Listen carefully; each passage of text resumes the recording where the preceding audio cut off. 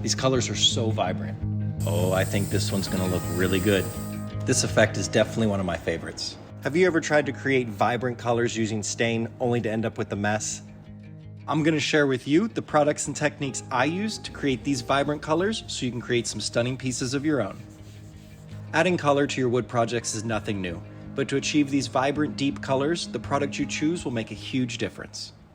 Today, I'll show you how I mix and apply Keda dye, as well as showcase the techniques I use to get this Twilight effect. Keda dye is an environmentally safe stain powder that's made in the USA. This kit comes in 5 different colors: red, yellow, black, brown, and blue. Blending these colors will create more variations. It's recommended to use a 1/4 teaspoon of powdered dye to a 6 to 8 ounces of either warm tap water or 70% alcohol. Rubbing alcohol will evaporate faster and reduce the raising of the wood grain. Adding more powder or liquid to the mixture will lessen the dye, but adding more powder may not darken the dye. To achieve a deeper color, more coats are recommended. After the dye is completely dissolved, check the color of the dye before applying. The color of the dye does not always represent the color it will be on the wood's surface. Mixing 2 dyes together will give you a wider range of colors like greens and purples. Keda dye is the preferred dye among many DIYers and professionals because of its quality. Unlike other products, these dyes are meant to be blended together. Because of this versatility, you can create some of the most stunning effects using endless techniques. Before applying the dye, you want to make sure that your surface is always prepped correctly. It's recommended to prep your surface with 150 grit sandpaper. A higher grit sandpaper will tighten the grain and won't allow for penetration of the dye. After prepping your surface, it's recommended to soak the top of your project with warm water to raise the wood grain and then re-sand after it's dried. This will ensure for the best penetration of the dye without raising the wood grain on the final product. To apply this product, I like to cut up a shop towel into about 2-inch sections. For this effect, I'm going to use yellow, red, purple, and blue dyes. I'll start by adding a blue dye to the edges and the sides of this project. The goal for this project is to create a twilight sunset effect. I'll use these blues and purples around the edges for our sky, and I'll come back with a yellow and red in the center to mimic our sun. After I applied my blue around the edges, I came back quickly with a purple dye and began to blend everything together and work it towards the center. After I've applied these 2 quick coats of purple dye, I'll begin to use the same rag and dry out the dye as I work towards the center.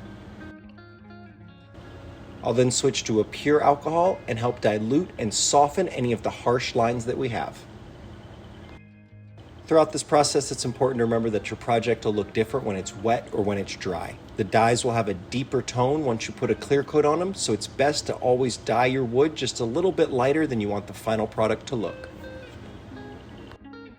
After our first coat dried out, you can see that the board looks completely different. We still have some great blends towards the center, but we need to apply more dye to get the true effect. I'll start my second coat by repeating my first coat. I'll once again apply a blue around the edges and then repeat with a deeper purple and slowly work everything towards the center. The difference between a professional looking product and a DIY product is the amount of time you spend saturating the surface. To achieve a vibrant design, it's going to take several coats and a lot of blending. After our second coat dried out, you can see that we have a lot more saturation and the colors look much more vibrant. For our next coat, I'm going to start with a little bit of red dye. By adding red to the edge of this purple, we should be able to get a different variation of purple, and when we apply yellow, it'll turn to a deeper orange. After applying this red, I then again came in with a pure alcohol and began to dilute this surface and work any of my harsh lines or extra dye towards the outside. Adding this yellow will completely change the entire project. It's amazing to watch how just this yellow over these other colors will completely transform their tones and really bring the entire project together. To apply this yellow, I put all the dye in the direct center and slowly begin to work it outwards. I don't want to dye the entire board yellow. I just want to use this yellow to help soften my lines and really bring the entire project together and help change some of our reds into a deeper orange.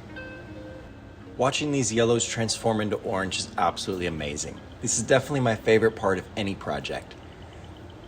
Spending the time to learn how these dyes work together is key.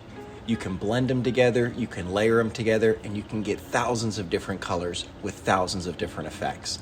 But this one is definitely one of my favorites. After this coat dried out, I was really happy with the look that we had going, but we still needed to add a clear coat before we could call this project done. I've tried many different clear coats and they all work, but for this project, I'm going to use what I have left in the shop and use an oil-based high-gloss polyurethane. Using a spray finish will help make sure we don't blend any of our lines, and using a high-gloss oil-based finish will really bring our colors back to life.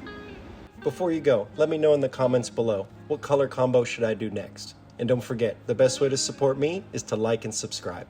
We just passed our first 1,000 subscribers.